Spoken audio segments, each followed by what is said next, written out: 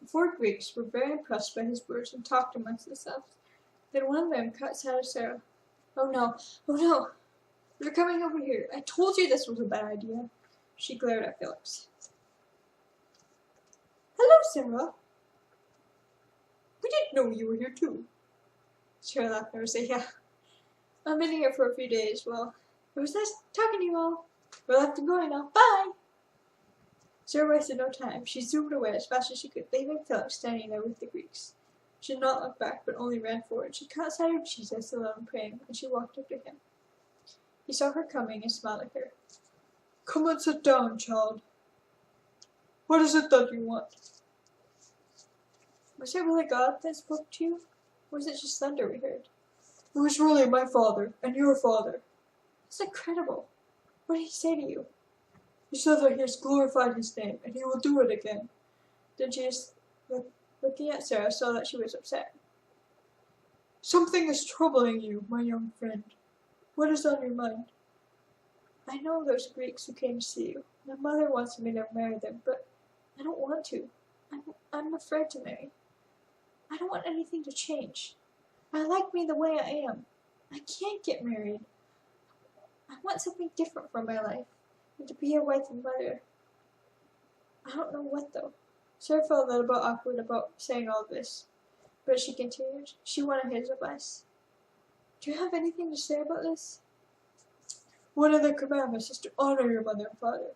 Honor your mother, but first honor God in heaven by seeking his will for your life.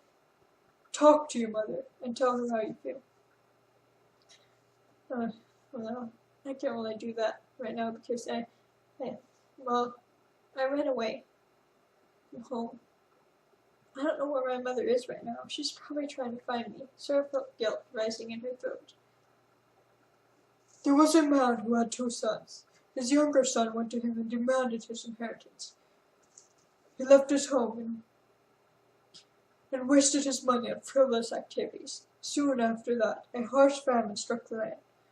All he did for those years was feed swine. He became so hungry and tired that he finally came to his senses and went back home to his father. When the father saw his son walking down the road, he ran to his son, threw his arms around his neck, and kissed him. The son said to him, 'Father, I've sinned against heaven and against you. I'm no longer worthy to be called your son.' But the father said to his servants, 'Quick, bring the robe and put it on his feet. Bring the fattened calf and kill it. Let's have a feast and celebrate, for this son of mine was dead and is alive again. He was lost and is found.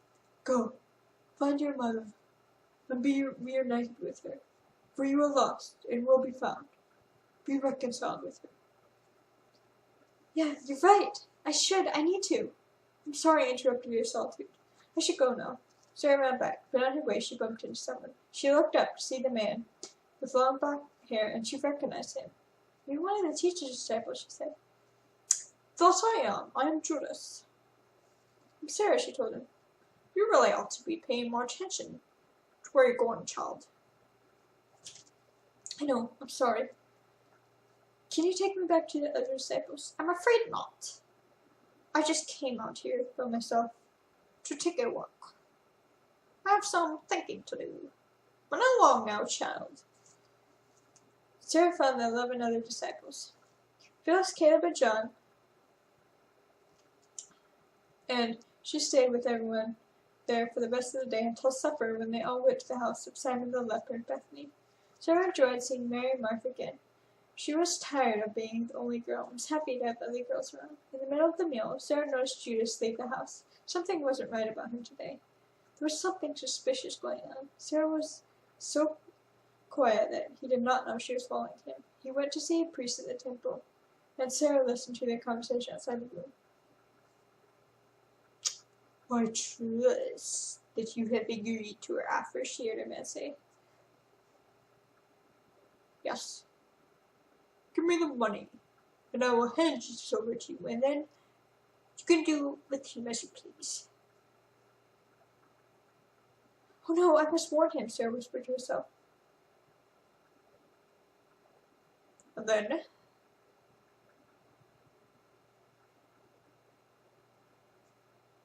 "And when are you planning to do this? The priest asked Judas.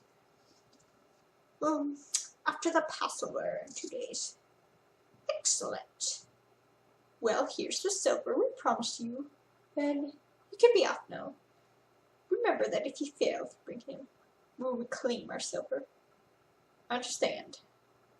Sarah frantically looked for a place to hide. Before she knew it, Judas had flung open the door, saying, "What are you doing here, child?"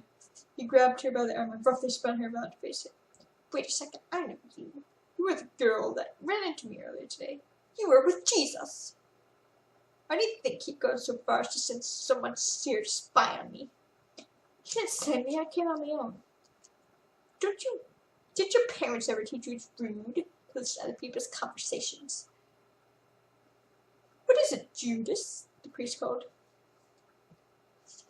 "There's a girl here who's been eavesdropping on our conversation. I don't believe she's going to keep her mouth closed. But our arrangements. There's somewhere we can keep her until the Passover's over, Zariah." "In the closet with the scrolls," Zariah suggested. "Perfect. Maybe she can find something there. But mind your own business." "Don't you dare put me in there." Judas had to forcefully drag her into the closet. "He's not a bad guy," she said. "I know he's not." "Then why are you doing this to him? I don't believe I have to explain to you why I'm doing what I am." Judas tied her hands together and tied a cloth around her neck. "Don't worry, child. We'll only keep you until this business is done." Sarah was left alone with her active imagination. In the dark closet, she saw snakes crawling on her shoulders and rats nibbling at her feet. Sarah's imagination would not stop running wild. The worst part was she could not scream. She was so frightened that she thought she would die in there. The next day, Sarah heard footsteps. She was relieved until she saw Judas's hateful face. "I brought you a meal," he said as he offered her a plate. Judas untied her hands and took the cloth away from her mouth for a moment. Judas handed her the plate, and out of pure rage, Sarah tossed the plate in his face. "Oh, you ungrateful, you wretched little girl," he yelled. "Well, it's better than being a traitor," she yelled back. "I would have let you out tomorrow, but it looks like you want more time to think about your behavior. Well, that's just fine with me. Just fine with me." He tied her back up and slammed the door. Sarah was left alone again with her thoughts. She hated the man's guts with a passion. Sarah felt a sharp stab of guilt. She had talked to Felix about hatred not too long ago, and now she hated someone herself. In the evening, Felix, Miriam, John's father, and Caleb were looking everywhere for Sarah. "Well, we've looked at all the places we can today. We need to go home and get some rest. I have to prepare the Passover meal for tomorrow, so I can't continue looking. But Felix, we should start again tomorrow." "I'm going to continue looking tonight. I won't rest until I find her." "Well, suit yourself. I hope you're able to find her. Are you sure you won't come home to your house tonight?" "I'm sure," Felix said. "If Felix is going to stay here, I'm going to stay with him," Caleb said. "Well, okay then. Good night," Miriam said to both of them. Why is it so important to you to find her tonight?" John asked. "I made her a promise to protect her," Felix told him. "Wherever she is, I'm going to find her. I can't help warning you that something bad has happened."